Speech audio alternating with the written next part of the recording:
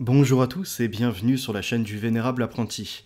Je propose aujourd'hui pour cette journée sainte pour les chrétiens, jour de résurrection de notre Christ, dans l'amour de cette passion et de ce rachat des hommes par un sacrifice à la croix, d'aborder l'actualité. Vous avez certainement entendu parler par rapport au Vatican du pape Georges Mario Bergoglio qui nous a quittés, paix à son âme. Pour certains, c'était un progressiste, pour d'autres, il était dans un humanisme ouvert même aux plus nécessiteux, à l'immigration, à des avis contraires.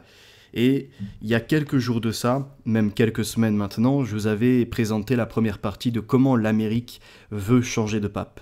Et nous sommes en plein dans cette actualité. Nous avons eu la visite de J.D. Vance dimanche avec le pape, avant qu'il vienne à décéder, paix à son âme. C'était quand même un homme de paix, faut le reconnaître, même si on n'est pas en accord sur toute la politique ou même sur l'idée d'un pilotage depuis le Vatican de tout ce qui doit être fait, on doit reconnaître certaines actions. Et aujourd'hui, dans ce livre, à la base, que j'avais terminé, je vous avais sélectionné à peu près une quarantaine, cinquantaine de références. Et j'ai réduit finalement pour cette deuxième partie à 10, 15 pages ce que l'on va faire, afin vraiment de s'axer sur le pape François, qui il était, ses prises de position sur l'économie, sur également les scandales qui ont touché l'Église, comment il a dénoncé les abus et essayé de remettre dans l'ordre dans un endroit malheureusement où il y a eu certains crimes qui ont été camouflés entre autres, et une dictature de minorité également. Dedans, on va après s'apercevoir que l'Amérique s'intéresse au Vatican, tente même de l'infiltrer et de faire une sorte de lobbying pro-nationaliste, avec par exemple Bannon et d'autres, on a pu le voir, J.D. Vance, mais également le président Trump. Moi, je suis partagé, c'est-à-dire que vous connaissez mes prises de position, pour ce qui est de l'ordre de l'identité, de l'appartenance à un peuple résultat, de se retrouver avec certaines frontières et des peuples bien établis, mais pour autant, je reconnaissais à ce pape son concept de l'amour du Christ et du message des évangiles, à savoir que, à la différence des autres religions qui aiment uniquement ceux qui sont avec eux et qui font du bien uniquement aux personnes équivalentes, voyez-vous, qui partagent la même foi, la même politique quelque part, eh bien, il allait malgré tout à l'encontre de certains pratiquants pour montrer que c'est un message d'amour et qu'il faut même aimer les ennemis. Parce que je ne respecte pas tout le temps, je le reconnais, j'ai aussi ma part d'humain subjectif où des fois je peux rentrer en colère ou encore voir des actualités qui peuvent me mener à des politiques plus humaines que celles qui seraient célestes. D'accord, ça, chacun a ses défauts, ses péchés et devra porter son lot de fautes. Je vous propose de reprendre à la page 42 lorsqu'on avait notamment Monseigneur Vigano et McCarrick depuis les États-Unis qui essayaient un peu d'accuser le pape d'avoir été élu comme une sorte de roi avec des intérêts, de ne pas bien se saisir, entre autres, de la dénonciation des crimes d'abus sexuels, de détournement d'argent et de d'autres critiques qui peuvent être faites. Un ami de Bergoglio, à en croire Monseigneur Vigano, l'élection du pape François aurait marqué une rupture pour le cardinal McCarrick, qui, je cite, « désormais libre de toute contrainte, s'était senti libre de voyager continuellement pour donner des conférences et des interviews. » Fin de citation. L'ancien nonce, qui n'a pourtant jamais reçu d'instruction de clémence envers McCarrick, évoque aussi la longue amitié entre les deux hommes et fait du cardinal américain un grand électeur de François, puis un conseiller de l'ombre, voire un faiseur de roi pour les nominations à la curie aux États-Unis et le conseiller le plus écouté au Vatican pour les relations avec l'administration Obama. Là, on est sur les années à peu près 2009-2010 par là. Au vrai, McCarrick et Bergoglio se connaissent assez peu. Les quelques rapports qu'ils ont pu avoir dans le passé étaient justement à propos de l'Institut du Verbe incarné, dans le séminaire duquel loge le cardinal américain, l'archevêque de Buenos Aires, rapprochant le tout de ses critiques avec McCarrick, le peu de discernement avec lequel il acceptait d'y procéder à l'ordination de jeunes sur lesquels les évêques argentins émettaient des réserves. Bien peu pour une longue amitié. Dans une conférence qu'il a donnée le 11 octobre 2013 à l'université Villanova, près de Philadelphie, McCarrick raconte d'ailleurs n'avoir entendu parler qu'assez tard de Bergoglio, comme d'un possible pape, et S'il est bien intervenu dans les débats du pré-conclave pour conseiller l'élection d'un pape latino-américain, cela ne suffit pas à en faire un grand électeur, d'autant qu'il n'a pas participé au vote dans la chapelle Sixtine, ayant alors plus de 80 ans. Ça, c'est pour la dénonciation de McCarrick depuis les États-Unis avec le soutien au pape George Mario Bergoglio. Paix à son âme, on rappelle, il est décédé aujourd'hui. On le voit d'ailleurs sur des photographies, des fois avec les puissants de ce monde. Ça ne veut pas dire qu'il acquiesçait et qu'il était dans l'accord, dans la validation et les alliances avec par exemple Macron, Brigitte Macron, d'autres encore avec qui il a pu faire des poignes, serrer la main. Quant à décrire McCarrick comme le faiseur de roi pour les nominations à la curie et aux États-Unis, là encore Monseigneur Vigano exagère, se basant sur l'interprétation de propos que le nouveau pape lui tient en marge de sa rencontre avec tous les nonces apostoliques le 21 juin 2013. Je cite : « Les évêques aux États-Unis ne doivent pas être idéologisés. Ils doivent être des pasteurs. » Fin de citation, l'aurait-il lancé au moment où Monseigneur Vigano s'est présenté comme le nonce aux États-Unis. Des critiques que le pape aurait faites de manière agressive apparemment, affirme Monseigneur Vigano, alors que la vidéo diffusée par le Vatican montre au contraire le pape François, très attentif, qui commence même par le remercier assez chaleureusement. Je cite : « Merci pour votre travail ». Puis il continue sur un ton nullement agressif, aux États-Unis, etc. et ça continue. Fin de citation. Comme il est de rigueur au Vatican, dès lors qu'une conversation entre le pape et l'un de ses interlocuteurs devient un peu sérieuse, la retransmission télévisée a été alors coupée, mais à aucun moment le pape ne fait montre de la moindre hostilité vis-à-vis de son représentant aux États-Unis. Donc c'est une parole contre une autre. On rappellera qu'au Vatican, il y a beaucoup de sous-groupes qui existent. Par exemple, on dit, je crois, de Bergoglio qu'il était un jésuite. Il y a après d'autres branches qui peuvent exister et qui essayent de récupérer le pouvoir pour orienter soit des réformes, soit un conservatisme. Et en fait, ils veulent se saisir du Vatican et de la religion comme un lien de partenariat et de direction politique avec les puissants du monde. 2 jours plus tard, lors d'une rencontre privée de 40 minutes qu'il a sollicitée, Monseigneur Vigano a même l'occasion d'entendre le pape préciser ses propos, ainsi qu'il le raconte lui-même.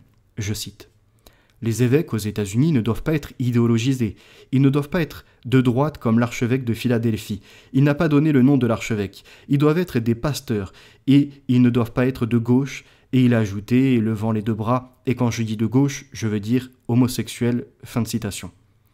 On a tout de même cette instrumentalisation de certains prêtres, comme dans la franc-maçonnerie, où, au nom de l'universalisme, de l'ouverture et de la non-différenciation de classe, de couleur de peau, d'ethnie et encore de bien d'autres appartenances ou définitions des humains, à partir de là, dans cet ordre universel, ça peut contrevenir à certains identitaires et à des gens de droite. Mais en soi, il y a aussi tout un prosélytisme, tout un activisme de gauche qui est à dénoncer. Et c'est pour ça que des propos relatés, eh bien, la gauche est notamment dénoncée par cette gauche homosexuelle qui contrevient à ce qui est inscrit dans la Bible, puisque l'Ancien Testament a bien marqué, et même le Nouveau Testament, l'homme aura une certaine utilité pour la femme et la femme pour l'homme, mais il n'y aura pas de rapport homme-homme qui serait contre nature ou femme-femme contre nature. Ça, c'est ce qui a été annoncé. Après, les gens en être humain, ils sont libres de faire le péché, de contrevenir aux lois, mais qu'ils en assument les conséquences et surtout qu'ils n'en fassent pas un modèle lambda, comme si c'était quelque chose de basique. Et pire encore, quand on en voit certains, je parle pour la religion chrétienne, après il y a d'autres religions où ils voient les mêmes phénomènes. On observe des nouveaux croyants qui sélectionnent ce qui les intéresse dans la religion et qui vont remanier en disant « Moi j'ai pris ça, mais on doit m'accepter comme je suis ». Mais ils ont cru que c'était genre une entreprise ou encore un parti politique. Tu viens et tu peux prendre les écrits, les modifier et changer la structure. Non, une religion c'est fort différent. Normalement ça a été inspiré par Dieu. Il y a eu après l'ordre théologique par certains apostoliques qui travaillent à pouvoir bien comprendre la parole, pour pas non plus la déformer et persécuter les gens. Donc il y a l'amour du prochain, il y a même l'amour de l'adversaire dans la chrétienté. Pour autant, il n'y a pas le côté où tu dois brosser dans le sens du poil tout le monde, ne pas leur tenir tête, ne pas être dans une confrontation de propos, de débats. Au contraire, si les gens se comportent mal, tu dois leur dire, tu dois les reprendre. Parce qu'on rappelle, Jésus, quand il vient, il n'est pas là pour sélectionner et se saisir de gens en totale droiture. Ça n'existe quasiment même pas, voire pas du tout.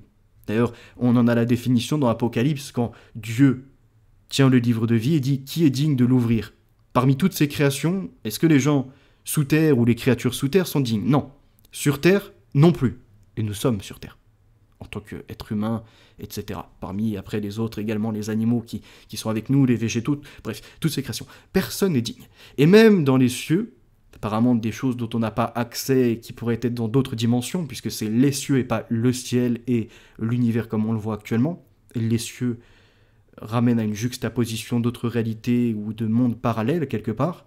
Et même là, il y a des créatures, peut-être que c'est des anges, peut-être qu'il y en a d'autres encore, qui ne sont pas dignes non plus de prendre ce livre. Donc ça ramène l'humain à une certaine humilité normalement. Et si j'en venais à là, c'était pour dire qu'à partir de là, les gens n'ont pas à se saisir des écrits pour les réinterpréter et donner comme ça une autorisation, par exemple aux femmes de faire des prêches, ou encore aux homosexuels de venir dans les églises et de récupérer la symbolique chrétienne, que l'on rappellera de cet arc-en-ciel qui était la promesse de Dieu à Noé qu'il n'y aura plus de déluge, pour aujourd'hui se retrouver en les mouvements LGBT où chaque ligne a sa couleur, une correspondance, une définition qui n'a strictement rien à voir de façon religieuse. Et des gens qui s'en saisissent, gay pride, ce que vous voulez, et qui aujourd'hui sont même avec une croix autour du cou ou rentrés dans les églises pour demander qu'ils soient reconnus comme les autres et dénonçant entre autres par leur mouvement gauchiste un pape pas assez progressiste, qui serait archaïque, ne vivant pas avec son temps. Donc ça c'est insupportable. Et pour autant, je vous dis, puisqu'on est capable tous de faire preuve de nuance et d'être en conscience de l'environnement, je sais que l'idée de la nation d'établir, on va dire, des frontières qui n'existaient pas, c'est une création humaine, de montrer des cultures qui sont des créations humaines également, donc qui se différencient d'un territoire à un autre, eh bien ça contrevient quelque part à ce modèle universel. Ça, je le reconnais. Mais le problème, c'est que quand on tente d'ouvrir les frontières, eh bien il s'est passé par les flux migratoires, des gens qui sont toujours sur un modèle humain. C'est-à-dire ils ont leur esprit revanchard parce qu'ils ont subi, pas eux, mais leurs ancêtres, des fois de 2 ou 3 générations, la colonisation. Et donc ils demandent une sorte de paiement, quelque chose où on serait redevable envers eux, alors que nous-mêmes, nous ne sommes point coupables des actions. C'est pour ça que souvent je disais, si votre père fait un crime, est-ce que vous en êtes coupable? Non. Si votre ami se met comme ça à aller faire un cambriolage ou je ne sais quoi et que vous n'êtes pas présent, que vous ne participez pas à cette mésaventure et à cette mauvaise action, vous ne pouvez pas être lié dans une affaire et juger avec. Eh bien, il en est de même pour les civilisations, pour les populations et ce genre de choses. Et donc c'est pour ça que l'identitarisme, des fois poussé, peut poser un problème. Et le truc, c'est qu'en même temps, quand on supprime ces barrières, ces frontières, et qu'on veut faire un grand marasme, un mélange, on en aboutit à une mauvaise mixture. Et on le voit très bien, cette nouvelle texture où, sur le territoire européen, la majorité n'est quasiment plus catholique. Et même au sein du mouvement religieux catholique, en soi chrétien, plutôt, il y a eu plusieurs branches qui sont constituées. Et on voit jésuites, d'autres qui ont récupéré le livre saint pour être dans la franc-maçonnerie, les rosicruciens, les compagnons. Et on a observé comme ça bien des pas vers le paganisme, par exemple, ou des pas vers une réédition de la religion, ce que l'on a pu observer avec le protestant, Martin Luther, par exemple.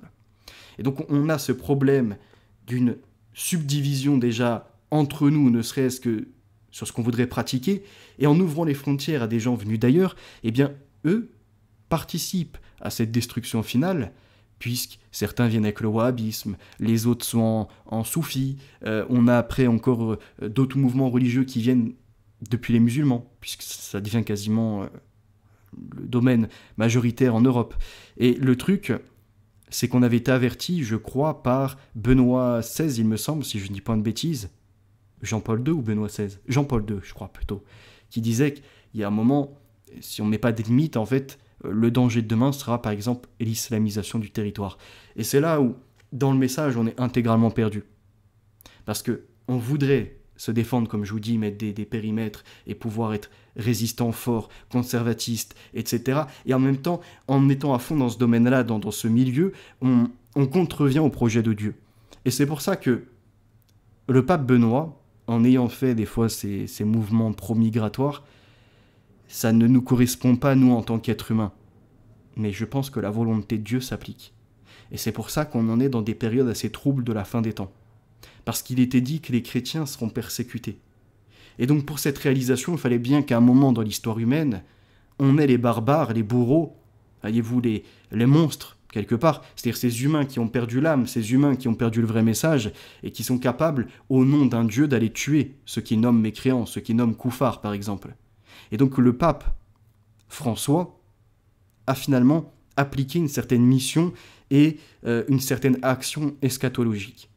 C'est pour ça qu'il ne faut pas se réjouir de la mort, comme je le vois sur Internet par certains qui sont là vivement qu'on change de pape, et ils laissent entendre qu'on va pouvoir retrouver une droiture, une force, alors on se dirige tout droit vers un conflit, tout droit vers les choses eschatologiques. Et il est fort probable que le pape qui advienne, s'il y a un pape déjà, c'est même pas sûr, le temps qu'il soit sélectionné dans ces périodes troubles, c'est même pas sûr. Donc imaginons un Vatican renversé, sans pape. C'est la perte totale de directives de ce qu'on pourrait faire, de l'autorité et tout. À ce même moment, on a aussi les réformistes, les progressistes, ceux qui travaillent depuis des années à rentrer dans l'église en devenant prêtre, par exemple, mais pour faire des prêches, tenir des discours qui sont contraires aux écrits. Et en fait, on remarque qu'il y a énormément de francs-maçons et d'autres de corporations qui ont intégré l'Église, même des fois s'en sont servis pour faire leurs crimes, qui seraient comme de l'ordre rituel, dans leur magie sexuelle, dans leur dépravation. Et c'est pas un mythe, ce que je suis en train de vous dire. Et ils ont pu salir l'Église, détourner une partie du peuple, justement de l'amour, du message, pour se dire, bah non, regardez, tous les crimes qu'ils ont faits, les politiques ou encore leur ingérence dans certains moments de l'histoire, comme ce fut le cas par exemple pendant la Seconde Guerre mondiale, ou l'idée également qu'ils ont amassé de l'or, mais pourquoi? Ils ne le redistribuent pas au public. Ils sont, au niveau du Vatican je parle, des propriétaires terriens en millions d'hectares. Ils ont des milliers de bâtiments qui leur appartiennent. Et qu'en font-ils véritablement? Et donc tout ça favorise une mauvaise redistribution, un jugement assez hâtif qui conduira ni plus ni moins à un comportement agressif envers ce Vatican, entre ceux qui vont s'en détourner parce qu'il ne sera pas assez conservatiste, les autres qui vont le rejoindre au nom du progrès alors qu'en fait ils vont totalement transformer la bâtisse, totalement changer l'édifice, et on en arrive à bien des drames où finalement c'est les multiples sectes qui récupèrent le pouvoir. On avait les Illuminés, on a les francs-maçons, on a les Rosicruciens, et d'autres qui ont pris les flambeaux du relais et qui veulent faire flamber, ni plus ni moins, l'église de l'intérieur. Ce qu'on appelle les réformistes et ce genre de choses. Ou la dynastie de l'esprit, comme le disait Calergie. Ils veulent supplanter l'église, mais en s'en servant. Pour ni plus ni moins que ce soit une plateforme politique. Alors reprenons la lecture. J'espère ne pas être trop long dans mes développements. N'hésitez pas d'ailleurs à commenter, je vous lirai avec attention. Mais regardons que ce n'était pas un pape forcément totalement néfaste. Il y a des choses en effet qui intriguent, il y a des décors également, une certaine pièce du Vatican avec des yeux, ça fait comme le serpent et ça ferait ses dents à l'avant. L'endroit où il est assis et juste derrière lui un décor qui semble carrément sorti d'un enfer avec des corps qui sortent, et c'est assez étrange pour l'église tout de même, mais tout ça c'est l'infiltration. Pareil, quand Notre-Dame a été refaite, étrangement on en a parlé avec Modé en off, il m'a envoyé une vidéo qu'il faut que je consulte, 1 ou 2 semaines avant, ils appliquent un produit sur les poutres alors qu'il n'y en avait pas du tout besoin et que ça n'avait jamais été le cas jusque-là. Étrangement, on a vu l'incendie à Notre-Dame, la reconstruction avec le financement des milliardaires, le Macron qui se rend là-bas et dit on va rendre les choses occultes, il me semble, en faisant un jeu de mots dans l'homophonie, c'est-à-dire occulte a eu plus loin le culte, voilà, comme on sait, le côté cultuel, et occulte le haut de ces ULTE, c'est-à-dire les choses assez sombres d'un autre univers, dans une réalité, voyez-vous, qui cache une autre réalité que le profane n'a point accès. Et la façon dont ils ont refait le quadrillage, par exemple, mais encore l'endroit où l'on fait, justement, où l'on pose la coupe, quelque part les sacrifices, l'autel, était également très étrange. Et d'autres modèles encore qui intriguent, et notamment l'ouverture, vous l'avez vu la cérémonie, avec ses différentes couleurs sur la cape, l'autre qui utilise son bâton, tout ça, ça renvoie à des choses païennes, à du paganisme. Et au niveau des édifices des églises, bon nombre de constructeurs qui ont été des compagnons ou autres ont inséré des éléments celtiques, des éléments druidiques et encore de bien d'autres croyances qui ne sont pas de l'église. Donc j'ai l'impression qu'il favorise, on va dire, une Babylone quelque part. Revenons-en aux écrits. Ces propos du pape, qu'il comprend comme un reproche de son choix des évêques des États-Unis, Monseigneur Vigano, affirme qu'ils vont s'éclaircir quelques jours plus tard. Je cite : « De retour à Washington, tout est devenu clair pour moi, grâce aussi à un nouvel événement survenu quelques jours seulement après ma rencontre avec le pape François. Lorsque le nouvel évêque Mark Sedz a pris possession du diocèse d'El Paso, le 9 juillet 2013, j'ai envoyé le premier conseiller, Monseigneur Jean-François Lantôme, alors que je me rendais à Dallas le même jour pour une réunion internationale sur la bioéthique. En rentrant, Monseigneur Lantôme m'a dit qu'à El Paso, il avait rencontré le cardinal McCarrick, qui, le prenant à part, lui avait dit presque les mêmes mots que le pape m'avait dit à Rome. Je cite : « Les évêques aux États-Unis ne doivent pas être idéologisés, ils ne doivent pas être de droite, ils doivent être des pasteurs et ils ne doivent pas être non plus de gauche. » Fin de citation. J'étais stupéfait. Il était donc clair que les paroles de reproche que le pape François m'avait adressées le 21 juin 2013 lui avaient été mises dans la bouche la veille par le cardinal McCarrick. Donc comme il y a eu les mêmes rapports des propos, il s'est fait la déduction dans un syllogisme quelque part que McCarrick avait soufflé à l'oreille de François et ce pape après était venu auprès de Vigano lui tenir les mêmes propos. Ambassadeur des États-Unis, près le Saint-Siège sous Barack Obama, je pense qu'il y a une petite erreur de frappe, Miguel Diaz se souvient pourtant que lors de sa première rencontre avec son homologue le nonce apostolique Monseigneur Pietro Sambi, lui avait déjà affirmé que, je cite, « Nous avons besoin que les évêques américains soient moins politiques et plus pasteurs. Pas qu'ils mènent une guerre culturelle. » Fin de citation. On le voit, les propos prétendument inspirés au pape François par le cardinal McCarrick viennent de loin et trottaient déjà dans la tête du représentant de Benoît XVI aux États-Unis en 2009. Dans l'esprit de Monseigneur Vigano, l'épisode suffit pourtant à faire de McCarrick le grand inspirateur des nominations épiscopales aux États-Unis. Il lui attribue ainsi le transfert de Monseigneur Blaise Cupich et de Monseigneur Joseph Tobin, respectivement à Chicago et à Newark, avant qu'ils ne deviennent cardinaux quelques mois plus tard. Donc après ça continue, mais je veux vous emmener plus loin, page 49. Le cardinal Dolan annonce aussi que le pape François a ordonné de suspendre le cardinal McCarrick de tout ministère public. Donc, s'ils étaient liés, ils ne se seraient pas attaqués à ce dernier. Décision communiquée directement à l'intéressé par le cardinal Pietro Parolin, secrétaire d'État. Cette première révélation en entraîne d'autres. Le 19 juillet, le New York Times publie le témoignage d'un autre homme, ami de la famille. Le père McCarrick aurait commencé à le violer quand il avait 11 ans. Parce qu'on rappelle, le McCarrick, donc c'est un prêtre, même je crois qu'il est devenu cardinal, et il faisait des abus sur des jeunes. Il y avait une enquête qui avait été diligentée, mais il n'avait pas encore été écarté. C'est-à-dire qu'il devait être mis sous silence, et malgré tout, il avait des autorisations de déplacement et de faire des interviews. Il était assez proche du pape François, sauf que le pape François, quand il y a eu d'autres témoignages qui lui sont remontés, là il a décidé d'agir. Genre de ne pas laisser impuni les choses. Et donc il a été, pour certains, sévère, pour d'autres, dans une punition juste au niveau de McCarrick. Un troisième témoignage arrive bientôt. Informé, le pape François décide alors d'aggraver les sanctions qui pèsent sur le cardinal et le 28 juillet, le Vatican annonce que celui-ci a présenté au pape, je cite, sa démission comme membre du collège des cardinaux. Fin de citation.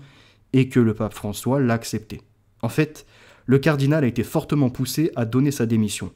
Une première depuis que Pie XI avait exigé du cardinal Louis Billot, soutien de l'Action française, qu'il venait de condamner, qu'il dépose sur son bureau ses insignes « Cardinalis ». Fin de citation. Dans le même temps, la Congrégation pour la doctrine de la foi continue son enquête selon une procédure accélérée. Des témoins sont ainsi entendus en décembre à New York. Finalement, alors que l'ancien cardinal a été relégué à une vie de prière et de pénitence dans un couvent de religieux capucins au fin fond du Kansas, il est définitivement renvoyé de l'état clérical en février 2019. Monseigneur McCarrick n'est dorénavant plus considéré comme prêtre par l'Église. Et le truc, c'est pourquoi il n'est pas jugé immédiatement. Alors, il y a des faits qui remontent de façon trop lointaine, et il y a également une méfiance dans l'Église parce que vous voyez les ingérences. Il y en a certains, c'est des guerres de clans quelque part, des guerres de mafia. Et ils sont capables de soudoyer des gens ou d'inventer des témoignages pour essayer de souiller une personne. Et donc pour l'Église, c'est très compliqué, c'est-à-dire qu'elle reçoit les témoins, elle entend la parole des victimes, mais elle ne peut pas les prendre immédiatement pour compte et pour argent comptant. Ils doivent enquêter. Et donc pendant des années, il y a eu des spécialistes qui ont été envoyés sur le terrain. Ils ont essayé également de faire passer à l'aveu certains prêtres en leur montrant que s'ils ont fait le crime, il faut le reconnaître et demander pardon. Et pour autant, tant que ce n'est pas reconnu par la personne qu'elle a fait ces mauvais agissements, ces crimes, que certaines enquêtes ne sont pas finies, ils ne peuvent pas intégralement le virer, le mettre de côté. Donc des fois, ils le suspendent, des fois, ils lui mettent, pour certains, une retraite dans des lieux isolés. Et à partir de là, c'est comme ça que se sont juxtaposés bon nombre de dossiers, où on se demande d'ailleurs pourquoi la police elle-même n'était pas saisie déjà de ça, premièrement. Pourquoi à ce point-là c'était mis sous silence. Pour des gens qui se veulent religieux, là ça pose question. Et quand le pape est arrivé, lui il s'est retrouvé avec bon nombre de dossiers, à devoir les élucider, à faire la lumière, et à faire en sorte que, enfin, tout pète. C'est-à-dire, ce qui a été protégé ou mis sous silence, ou on ne savait pas, on ne voulait pas enquêter pendant des décennies, voire plus que ça encore, il fallait sortir. Pour pas qu'il y ait une affaire, on va dire, de choses qui dépassent il y a 20 ans, 30 ans, etc. Et que d'ici 10 ans, on en a encore plein qui reviennent sur le devant de la scène. Et là, c'est clairement, ça mettrait le coup final pour l'Église. Et donc c'est comme ça une question de jugement afin de peser correctement les condamnations. Et on rappellera, dans l'Église, des prêtres, il y en a des milliers, des dizaines de milliers à travers la planète, et qu'en effet, on a eu des milliers d'affaires d'abus sexuels sur des dizaines d'années, ça représente une minorité. Vous voyez, c'est un criminel, déjà, quand il est au contact, je sais pas, imaginons 10 ou 20 enfants, il suffit qu'il ait abusé la moitié, c'est-à-dire qu'on a déjà 10 victimes pour un seul bourreau. Et des fois, ça a été répété, cette personne s'est déplacée et autres. Donc, c'est très compliqué. Néanmoins, il faut reconnaître une chose à l'Église, c'est que contrairement aux républiques, elle fait la lumière. Parce que on reçoit souvent de la part des personnes de la République, des athées, de ceux qui se veulent de la société moderne, des critiques en disant « Regardez ce que fait la religion ». Mais vous, de votre côté, la République, c'est comme une forme de religion aussi. C'est un courant politique avec certaines structures et qui a caché des crimes. On rappellera par exemple pour la France qu'il y avait un ministre qui avait été poissé dans une partouze et qu'il avait, avec des gamins, et qu'il avait été ramené en France. On rappellera Jack Lang. On rappellera Cohn-Bendit avec ses propos, et bien d'autres qui sont restés au plus près du pouvoir. L'autre, comment il s'appelait là, Frédéric Mitterrand, au-dessus de 14 ans, au-dessus de 14 ans, c'est dégueulasse. Vous voyez donc, les crimes de la République ont été couverts, des Jeffrey Epstein avec bon nombre de personnes qui font partie également du gouvernement. Donc c'est facile de faire la critique à l'Église, quand elle fait la lumière et elle essaye malheureusement de s'en sortir de toutes ces affaires qui viennent à la souiller. La République, elle n'en fait pas de même. Et la République, avec ses lois, protège, même si on dit le côté régalien et séparé, comment dirais-je, de ce côté de la politique, de l'État, ça n'enlève en rien la culpabilité de ces gens quant au placement abusif de gamins qui sont agressés, quant au silence sur certains politiques qui ont été mis dans des affaires et compagnie. Et ça touche pas la France. J'en vois déjà certains qui s'excitent en disant « Regardez la décadence de l'Occident ». Non, non. En 1900, en Palestine, à Gaza, selon la charia, donc c'est-à-dire l'imitation des faits et gestes de Mohammed, leur prophète, des petites filles de 9, 10, 11 ans étaient mariées de force. Selon la charia, des pays comme l'Afghanistan, entre autres, veulent marier des gamines. L'Arabie saoudite n'avait pas statué sur le mariage des enfants également. On a d'autres encore abus qui sont protégés partout en Afrique. Donc l'Occident n'a pas non plus de leçons à recevoir des autres pays. Il y a des crimes partout sur la planète, ça c'est un drame. Il y a des protections politiques, de pouvoir et des fois, de façon plus dramatique, de religion. Mais il faut savoir que, parce que des fois il y a certains musulmans qui s'enorgueillissent de cette situation pour attaquer l'Église, l'Église n'aura et ne fera jamais l'autorisation du mariage de gamins. Peu importe ce que certains disent avec saint Thomas d'Aquin, somme théologique, où ils ont pris un petit paragraphe et ils l'ont détourné, l'Église dans ses archives et même dans les mariages qui ont été enregistrés n'a jamais fait des mariages de gamines avec des vieux de 40 ans, 50 ans, etc. Donc ces attaques-là, on ne peut pas les accepter. Et au contraire, on doit même les combattre pour remettre la réalité. Contrairement à d'autres religions qui veulent donner des leçons alors que depuis le 7e siècle, leur prophète, leur image, soi-disant le meilleur des hommes, a fait les pires des crimes. Et aujourd'hui, on l'a vu au XXe siècle, entre autres en 1900, en Palestine, à Gaza, des mariages précoces. On le voit encore actuellement, ça remonte par des oulémas, des chers, des personnes qui veulent s'en prendre à des gamines pour les marier de force. Plus ces mariages arrangés, plus les viols qui sont tus par certains imams. Donc, il n'y a pas de leçon à recevoir. Il y a des crimes partout, et nous devons appeler à les condamner. Ok ? Ça c'est important aussi de faire la lumière.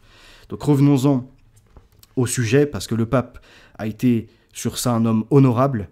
Il a su sortir les dossiers, les archives, et dire maintenant on doit faire la lumière. Maintenant on doit appeler à la condamnation. Peu importe le séisme et la seconde secousse qui va toucher à la suite de ça l'Église, nous devons faire la lumière. Allons à la page 59. Rossana, une de leurs sœurs, accuse aussi l'archevêque de l'avoir trompée. Fin 2012, elle va même jusqu'à l'attaquer devant la justice du canton suisse des Grisons.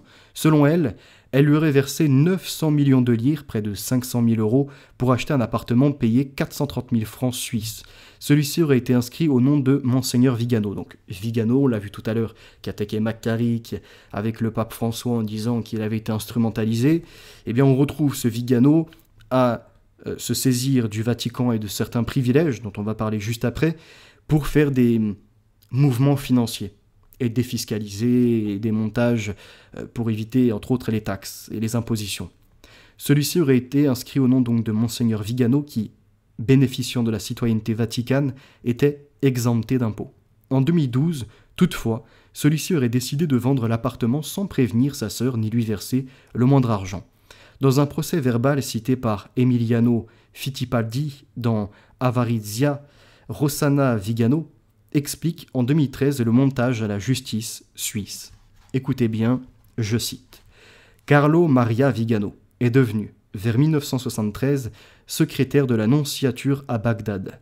À partir de ce moment, il était en possession d'un passeport diplomatique. En Italie, c'était le temps des Brigades Rouges. C'est alors que nous avons décidé de transférer nos capitaux en Suisse. J'ai donné en présence de ma mère mon argent à Carlo Maria. Il l'a mis dans une vieille serviette usée puis l'a déposé sur un compte du Crédit Suisse de Lugano. Je lui ai donné environ 500 millions de lire, donc comme on l'a vu, quasiment 500 000 euros. Je lui ai également donné après 2 tranches successives de 200 millions chacune. Au total, près de 900 millions de lire, donc on est quasiment sur le million d'euros. Carlo Maria Vigano m'a dit que mon argent serait mis sur une ligne dénommée Siopi, le petit nom qu'il donnait à ma fille. Les reçus sont restés à ma banque, comme convenu avec nos frères. Je sais que Carlo Maria a aussi versé de l'argent sur un compte de l'UBS. Il s'agissait de l'argent ou d'une partie de l'argent transféré par nos frères du Banco Ambrosiano à la banque du Cotard. Fin de citation. Et c'est vrai que même quand on regarde le Vatican et donc sa possession des églises, au vu de tout ce qu'on donne, même si des fois c'est 2 euros, 1 euro, 5 euros, comme il est dit, ce que ta main droite fait, que ta main gauche ne le sache pas. C'est également l'image, on va dire, de la droite de Dieu qui fait le bon et de cette gauche dont il n'y a pas de trône. Vous voyez, il n'y a pas de personne à la gauche de Dieu. Donc c'est l'idée de faire les choses bien selon le fils de la droite, selon la droite quelque part, et ne sois pas tenté Donner, dire ah, j'ai établi un compte, je t'ai donné tant, c'est un scandale, ou ouais, t'as mal dépensé l'argent. Non, ne sois pas dans le jugement, donne et après ils font ce qu'il faut. Le truc, c'est que sans compter individuellement ce qu'on a mis, mais de façon collective, quand on essaye de regarder la situation, on se dit c'est scandaleux. Le Vatican, depuis ces centaines d'années d'existence, ces gestions avec les rois, comment se fait-il qu'il n'ait pas acquis des terres, mis des paysans qui travailleraient, je ne sais pas, dans des abbayes ou dans des structures spécifiques, et redistribueraient aux plus nécessiteux de la nourriture, des vêtements, la possibilité encore de bien des choses. Non. La plupart des endroits religieux, après je comprends, parce que derrière il faut acheter des matériaux, il faut entretenir les bâtiments, payer les impôts, etc., mais sont payants. Tu veux faire la visite d'une abbaye, alors des fois c'est pas forcément dépendant du Vatican, mais on vous fait payer. Tu veux passer une nuit, c'est quand même assez cher, les tarifs ne sont pas donnés. Tu veux, je sais pas, prendre par exemple, ils ont des champs de lavande, en obtenir un peu, ça a des tarifs assez excessifs. Où va tout cet argent? Pourquoi il n'est pas réinvesti pour un bien commun? Puisque normalement, il est enseigné une forme encore mieux que le marxisme. On rappellera, hein, Karl Marx, il est inspiré de la chrétienté. Hein. Son idée de répartition et même le communisme, qui sera une résultante pour combattre la chrétienté, c'est en fait inspiré ni plus ni moins de l'amour, de la communion, de ce partage en commun, et de donner limite tout ce que tu pourrais avoir. C'est ce geste-là de générosité, de miséricorde, qui s'est retrouvé utilisé par des athées pour combattre l'Église, pour supplanter, et comme certains dire, une sorte de dynastie d'esprit et imposer un nouveau modèle. C'est-à-dire, on reprend tout le modèle chrétien, et la seule chose qu'on fait, c'est qu'on enlève Dieu et on enlève le Fils de Dieu. C'est à peu près ça qu'ils veulent. Et c'est un drame que je ne comprends pas quant à l'utilisation donc, de tout cet argent, à leur possession de nombreuses terres qui n'ont jamais servi à faire un modèle parallèle pour supplanter les États. C'est ça normalement qu'on aurait dû avoir. La possibilité de supplanter les États et d'outrepasser, on va dire, ces notions-là, ces aspects de consumérisme, où on est toujours plus emporté dans la concurrence, dans l'individualisme et dans le combat de l'un contre l'autre. Une concurrence écrasante, déloyale, où les faibles des fois sont mis de côté. Ce genre de choses. Et là, on les retrouve avec même des privilèges pour les transferts d'argent, pour des comptes, et même avec l'UBS. Hein. Donc UBS, c'est quand même les très grandes banques. Selon l'avocat de Rossana Vigano, Monseigneur Vigano aurait aussi largement utilisé la valise diplomatique pour transférer des sommes considérables vers des comptes de l'UBS et du Crédit Suisse de Lugano.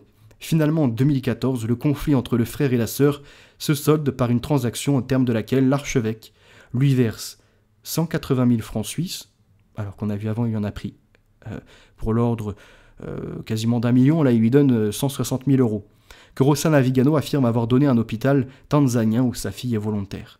Le père Lorenzo Vigano, de son côté, a également attaqué son frère en justice. Si le reste de la fratrie, à l'exception de Rossana, estime que le jésuite est manipulé par son entourage, l'affaire se termine en octobre 2018 quand Monseigneur Vigano est condamné à verser à son frère 1,8 million d'euros. Selon le tribunal cité par l'agence italienne ANSA, Agenzia Nazionale Stampa Associata, la gestion solitaire par l'archevêque du patrimoine commun de 20,5 millions d'euros de biens immobiliers et de 7 millions d'euros en espèces a rapporté à Monseigneur Vigano, je cite, un bénéfice net de 3,649 millions d'euros. Tandis que 4,8 millions d'euros lui ont aussi été versés pour sa part. Le père Vigano n'a reçu que 1,7 million d'euros. Donc après, on nous explique à la page numéro 61 que j'ai sélectionné que Monseigneur Vigano est donc un homme très riche, très très riche même, pour un prélat du Vatican où les salaires dépassent rarement 2 000 euros par mois. Emiliano Fittipaldi rapporte d'ailleurs que son nom avait même été cité dans une autre affaire financière qui avait embarrassé le Vatican. En 2010, après un signalement de l'unité d'information financière de la Banque d'Italie, le parquet de Rome avait en effet bloqué 23 millions d'euros que l'Institut pour les œuvres de religion IOR, la Banque du Vatican, avait déposé sur un compte du Credito Valtellinese. L'enquête avait notamment permis de déjouer des malversations de 2 hauts responsables de l'IOR, donc la Banque du Vatican, condamnés début 2018 pour recyclage par la justice du Vatican. En novembre 2014, la justice italienne avait finalement débloqué les fonds, après que l'IOR eut toutefois communiqué les noms des clients bénéficiaires de ce compte. Il était alors apparu que près de 3,8 millions d'euros, j'en bug tellement les chiffres sont importants quand même, était affectée à Monseigneur Vigano. Une somme qui était destinée à des œuvres de bienfaisance, notamment un monastère au Burundi, comme il l'a expliqué à Emiliano Fittibaldi. Et après, on aura des SMS également qui vont nous être rapportés, où ils ont voulu tromper le pape sur ses mouvements financiers. Allons à la page 77. Je vais également boire un coup. On est déjà à 40 minutes. Il nous reste... Oh, c'est bien, on avance bien là. Il nous reste à peu près, allez, 2, 4, 6, soit 8 pages, même pas.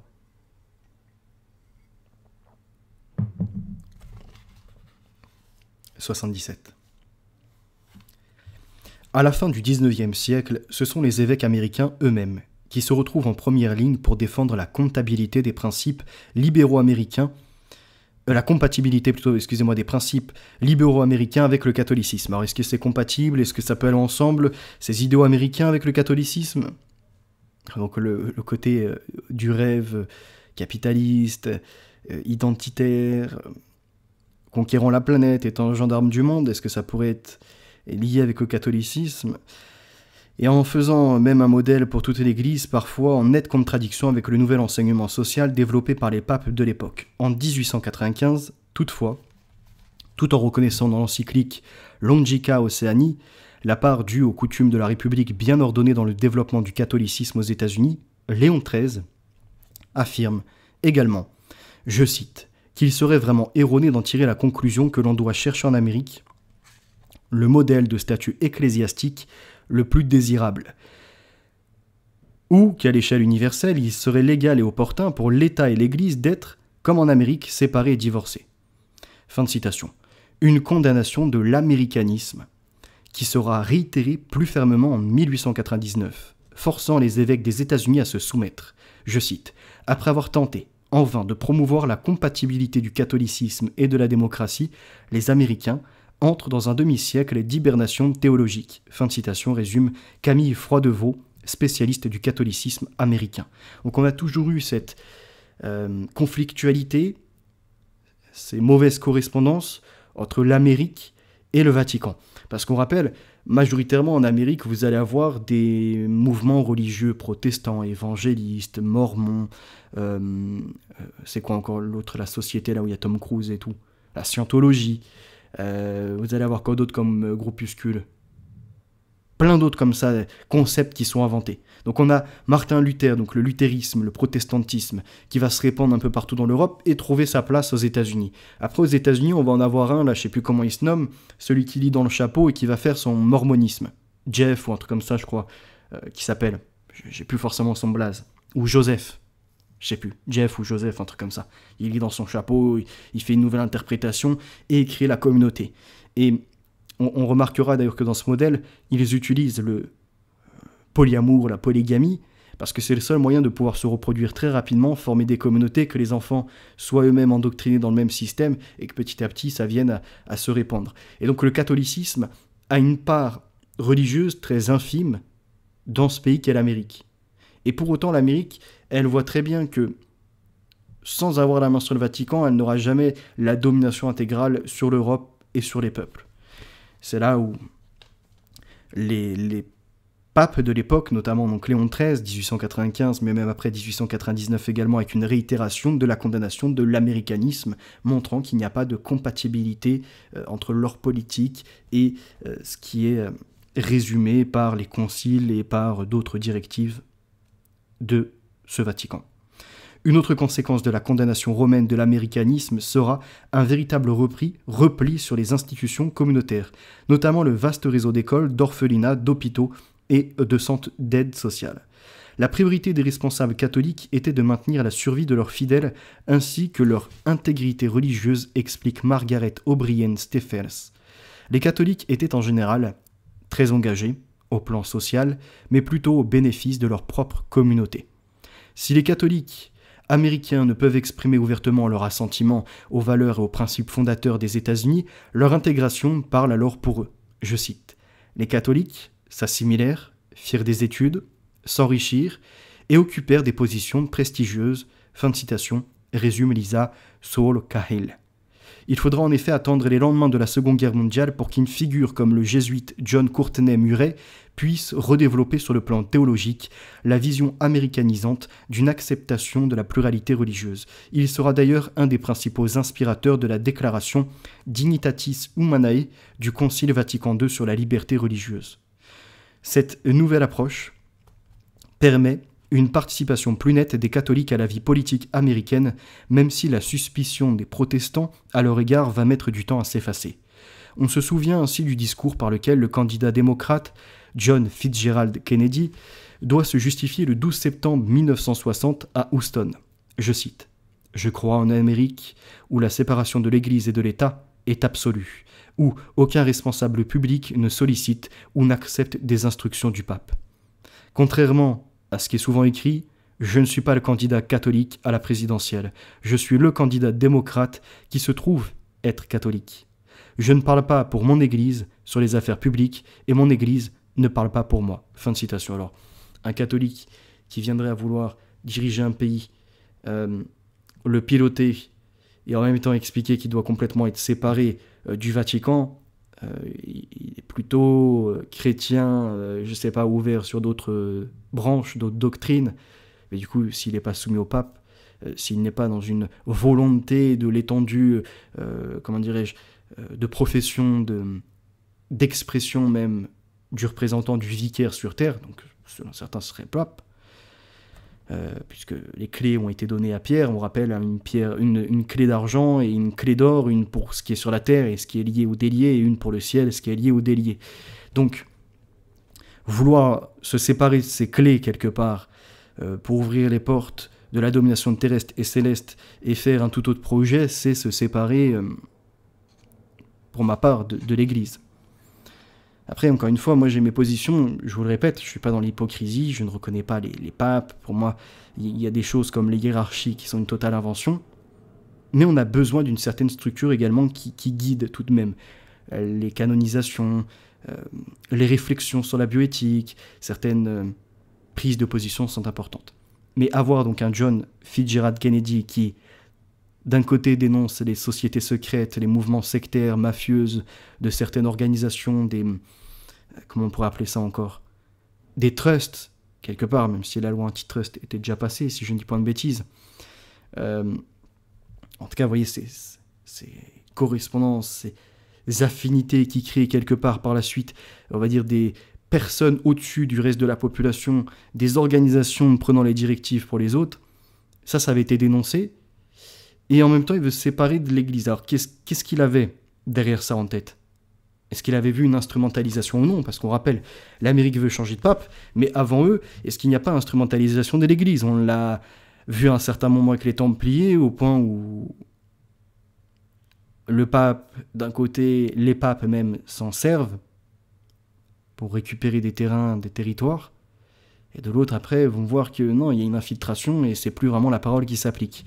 Tant d'interrogations. Allons un peu plus loin à la page 86. D'influents et riches laïcs. Dès la seconde moitié des années 2000, de riches et influents laïcs ont pris le pouvoir dans une église américaine qui les abreuve de généreuses donations, l'exemple le plus connu étant celui des Chevaliers de Colomb. À mi-chemin entre le Rotary et une franc-maçonnerie catholique, cette institution est née en 1882. On rappellera juste que le Vatican condamne les mouvements de la franc-maçonnerie. Pendant un temps, il n'avait pas vraiment statué dessus, et au vu de la directive, en fait de ce qui leur a été rapporté, bon après ils sont même saisis de l'Éotaxile pour faire défaut, ils ont été main dans la main avec René Guénon, qui est un supérieur inconnu, ce qu'on appellerait un maçonnico-soufi. Vous voyez, c'est un maçonnique musulman, quoi. En gros c'est ça, c'est un talmudiste si vous préférez. Eh bien, ils se sont saisis de faux pour dénoncer ce qui se passait dans les loges. Par contre, en revanche, ils ont très bien compris une chose, c'est que dans les loges, ni plus ni moins, ils descendent ce qu'est Jésus, c'est-à-dire fils de Dieu, en simple prophète. Et ils s'arrêtent là. Et donc ils rejoignent les talmudistes quelque part, et également les islamistes qui sont une invention des talmudistes, enfin l'islam qui est une invention des talmudistes. Donc, à partir de ceci, l'Église a condamné la franc-maçonnerie et a dit tout évêque, tout prêtre, peu importe, qui fait partie de nos considérations et de notre réseau, si je peux voir ça comme ça, même si ça pourrait avoir un nom encore différent, sera excommunié immédiatement. Point. Il n'y aura pas de non, on ne sait pas, non, tu seras excommunié immédiatement parce que tu seras dans la traîtrise et en fait, t'appliquant des doctrines qui nient la notion de fils de Dieu, c'est-à-dire que t'es pas de nous, quoi, t'es pas de chez nous. Voilà. Pour revenir maintenant à ce qui était écrit, donc au moment où s'affirme la dimension communautaire du catholicisme américain pour procurer une assurance aux femmes et aux enfants pauvres. Fort aujourd'hui, de 2 millions de membres, proposant toujours des assurances vie, les chevaliers de Colomb seraient assis sur un pactole soigneusement placé de près de 100 milliards de dollars qui rapporte, bon an, mal an, environ 2 milliards de dollars. De quoi faire de généreuses donations aux institutions de l'Église aux États-Unis et dans le monde. Une enquête parue en 2017 dans l'hebdomadaire national catholique Reporter souligne que si une part non négligeable de ces donations va effectivement à des œuvres de charité, la Conférence des évêques catholiques des États-Unis, en anglais United States Conference of Catholic Bishops, et plusieurs diocèses sont également redevables aux chevaliers de Colomb, tout comme le Vatican, où le chevalier suprême Carl Anderson, ancien conseiller de Ronald Reagan à la Maison-Blanche, a longtemps fait partie de plusieurs organismes. Le National Catholic Reporter montre aussi que les chevaliers financent sans complexe nombre d'œuvres affichant les positions les plus conservatrices en accord avec le virage nettement plus dur opéré par l'élite du catholicisme américain à la fin des années 2000, notamment en réaction à la politique de Barack Obama. 92. The Huffington Post. Alors attendez, hop, on va juste. Ok, donc le Huffington Post. Carrie Severino, juriste en chef du Judicial Crisis Network, un groupe conservateur proche de Leonard Leo, vice-président de la Federal Society, son conservateur et membre donc de la Federal Society, je ne sais plus, il y avait autre chose avant. Après avoir personnellement approuvé nombre de nominations de juges fédéraux, en fait là vous allez voir les liens de ces gens qui se disent catholiques mais plutôt traditionnalistes et récupérant des milliards et des milliards de dollars au fur des ans, financent des médias, influencent des politiques, se rendent même auprès de Donald Trump et par ce réseautage-là vont avoir notamment, là on dit, des juges fédéraux depuis le mandat de Trump, donc c'était le précédent mandat. Celui-ci a d'ailleurs fait savoir en février 2018 qu'il quittait momentanément la Federalist Society, donc pour conseiller le président dans la nomination du successeur du juge Anthony Kennedy. Donc juste on parle, que je retrouve la personne, donc c'est un lobby conservateur qui rassemble 70 000 juristes à travers les États-Unis, qui avait une grande influence sous les présidences de George Herbert Bush et George Walker Bush, œuvrant avec succès à la nomination de l'actuel président de la Cour suprême John Roberts, ainsi que des juges Samuel Alito et Clarence Thomas. Sous Donald Trump, la Federal Society, Federalist, je ne sais pas pourquoi j'arrive pas à l'avoir, Society a aussi participé à la nomination du nouveau juge Neil Gorsuch. Donc voilà, et je crois que c'est Neil Gorsuch dont on parle après. Qu'on se resitue des fois, quand on fait les annotations et on revient dans le livre, on n'a plus forcément le contexte. Suite à l'annonce de son départ à la retraite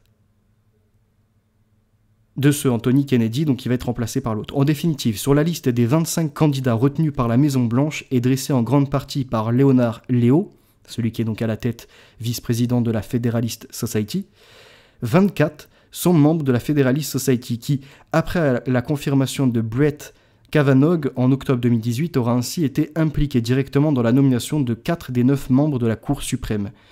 Je cite, « Nous en sommes au point, ou presque, donc ça c'était à l'époque, en 2018, toute la Cour suprême a quelque chose à voir avec Leonard Leo, sourit Carrie Severino. Personne ne connaît le monde juridique conservateur mieux que lui, fin de citation. Pour Carl Tobias, professeur de droit à l'université de Richmond en Virginie et spécialiste de la nomination des juges, je le cite, « Il a plus d'influence que n'importe qui. Et je sais que le président George Walker Bush s'est beaucoup fié à lui pour 2 candidats. Mais cela n'est jamais allé aussi loin que sous cette administration de Trump. » Fin de citation. C'est dire si les milieux conservateurs, évangéliques comme catholiques, sont à la fête sous la présidence de Donald Trump. Lors de sa campagne électorale, le candidat républicain n'avait d'ailleurs pas caché les promesses qu'il leur avait faites, la nomination d'un vice-président issu de leur rang et celle de juges pro-vie à la Cour suprême, la protection de la liberté religieuse, la fin du financement fédéral du planning familial et la réinstauration de la politique de Mexico instituée par Ronald Reagan qui interdisait le financement par les États-Unis des politiques favorisant l'avortement dans le monde. Donc sur ça, on est quand même sur des belles directives qui sont menées. Autant il y a une inquiétude des fois à avoir de ces corporations, réseautages, sociétés montées et très très influentes, comme on l'a dit tout à l'heure, en devenant nécessaire et on ne peut plus se passer de ces gens. Et en même temps, on a des bonnes prises de décision, mettre des juges pro-vie pour éviter tous les avortements bêtes et ces mouvements wokistes qui veulent détruire l'identité des hommes et des femmes. En même temps, l'idée de la protection de la liberté religieuse, là où les socialistes devenaient complètement sectaires et que leurs unités de SS sortaient en rue pour, au nom d'un antifascisme ou je ne sais quoi, renverser toute la table. On a en même temps des choses intéressantes également d'arrêter le financement du planning familial, parce qu'on rappelle que le Planned Parenthood américain, c'est Margaret Sanger, et que cette femme-là, féministe, pro-fémène, était surtout une eugéniste, et dans la discrimination de rang social, en disant que les gens du bas peuple, il faut éviter qu'ils se reproduisent, il faut leur promotionner l'homosexualité, comme ce qu'on retrouvait dans République 5 de Platon. Et cette femme-là était donc pour une sélection de la vie, en poussant les gens absolument à l'avortement au nom du droit des femmes, de cette liberté, donc de la fornication derrière, qui est également promotionnée. Le planning familial a été mis dans des scandales où des IVG et même des IMG, donc des interruptions médicales de grossesse, où là le bébé, même jusqu'à 9 mois, limite à une journée près avant qu'il voit le monde, avant qu'il sorte de l'intérieur vers l'extérieur, et finalement sacrifié sur l'autel. Et pour le faire sortir, eh bien à ce moment-là, il faut injecter un produit, le découper en morceaux. C'est des choses chirurgicales atroces, absorbées après dans des petits aspirateurs, des choses immondes. Hein. Et je vous invente pas des processus, ils sont réels, vous pouvez les vérifier. Et à la fin, le Planned Parenthood revendait les cellules, ça peut être les fœtus, ça peut être le placenta, ça peut être également du coup l'ordre embryonnaire, à des sociétés ou à des chercheurs, ou encore à pire, à des consommateurs. Lisez entre autres ce que je vous ai mis en référence dans le livre qui est gratuit et disponible sur Odyssée, La guerre ouverte contre les peuples. Je vous ai rassemblé toutes les preuves, et même les discussions, les rapports qui étaient en anglais, il fallait les traduire, etc. Rassembler uniquement les passages importants. Ils te montraient, le bébé, il le redécomposait. C'est-à-dire, il y en a, ils achetaient les yeux, il y en a, ils achetaient le foie, il y en a, ils achetaient encore d'autres parties pour faire des expériences, pour essayer de développer des médicamentations. Pour d'autres, ça a été également, par exemple, même acheter du placenta pour le consommer. On est dans l'ordre cannibale, l'homme consomme l'homme, et pas seulement le cannibale, comme ce fut le cas dans des époques passées, où on met dans un marmiton et ça touille, et ça en fait une ratatouille. Non, là on est vraiment dans l'idée même de développer de la science avec des exhausteurs de goût pour certains. La cellule HEK 293, que je vous ai déjà rappelé dans une précédente vidéo, embryologie, etc. Et donc on retrouve un capitalisme, un ordre marchand qui est immonde, et voir que certains politiques dénoncent cette atrocité, ces crimes contre l'humanité, et en viennent à interdire les financements ou à les retirer, bah écoutez, sur ça on ne peut qu'applaudir. Contrairement à ces progressistes de merde qui nous font chier sur tous les points, et qui sont pro-mort, pro-commercialisation, etc.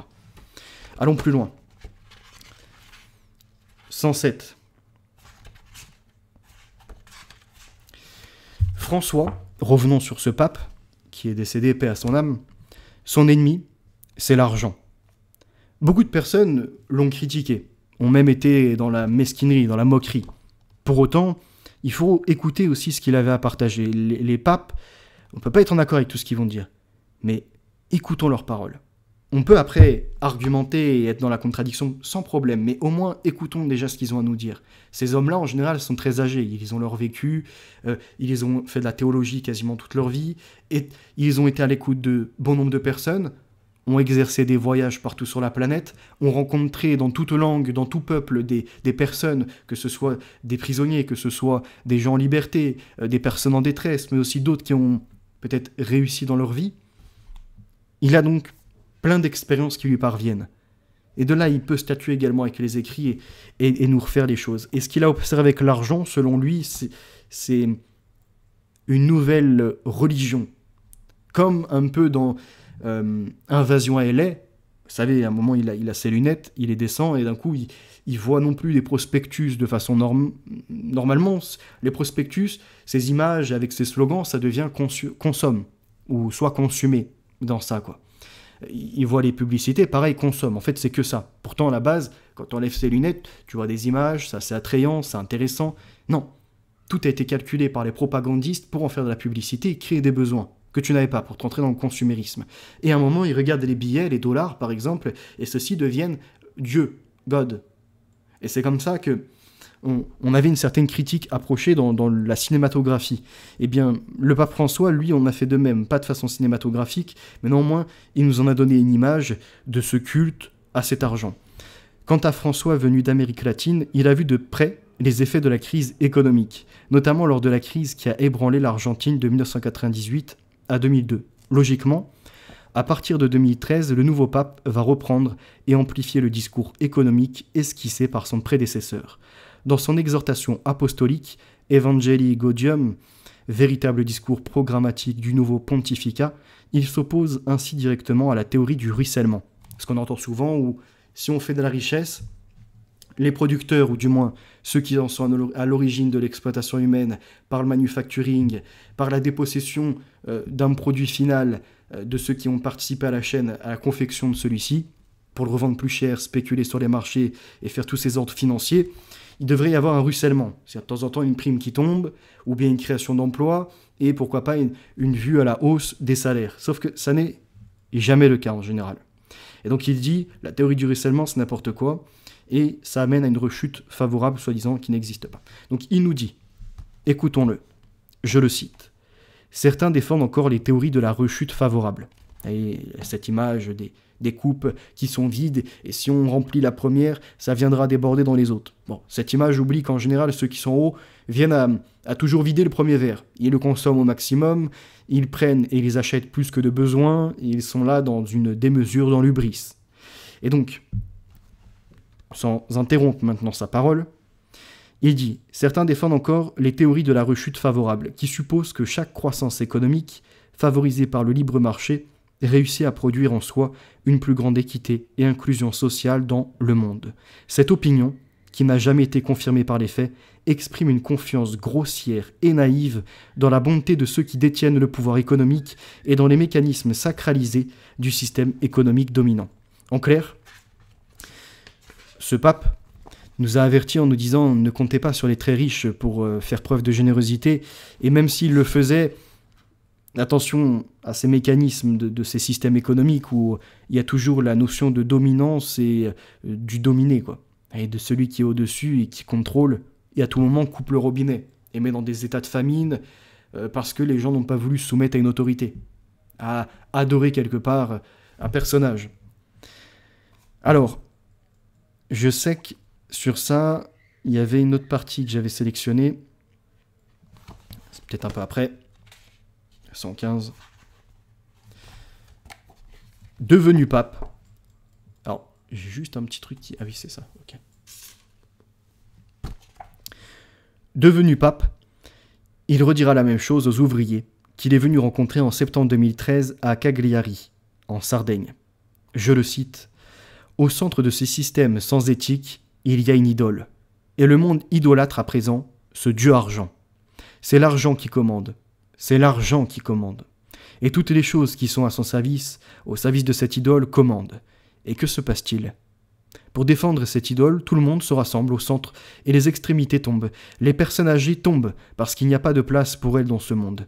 Certains parlent de cette habitude d'euthanasie cachée, de ne pas les soigner, de ne pas les prendre en compte. Oui, laissons tomber. Et les jeunes, qui ne trouvent ni travail ni dignité, tombent. » Fin de citation.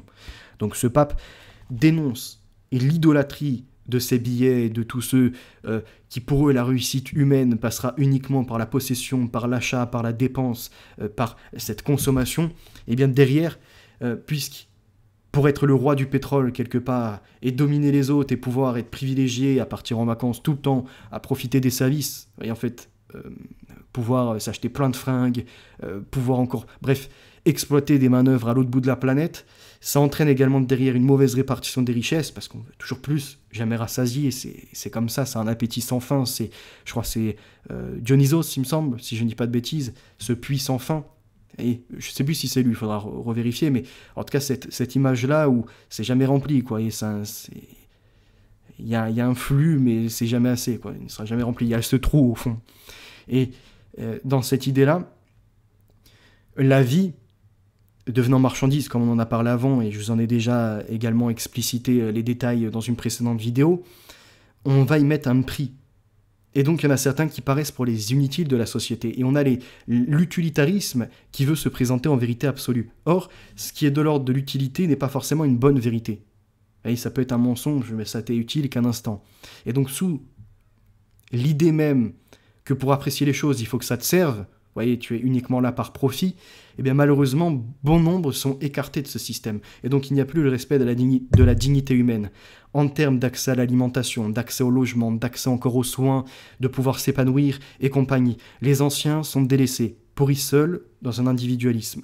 Les jeunes sont oppressés par toutes ces actualités, par ces flux d'informations qui leur promettent un avenir toujours plus sombre, de l'enfer, des ténèbres. Et donc quand il n'y a plus de lumière, il n'y a plus d'espoir.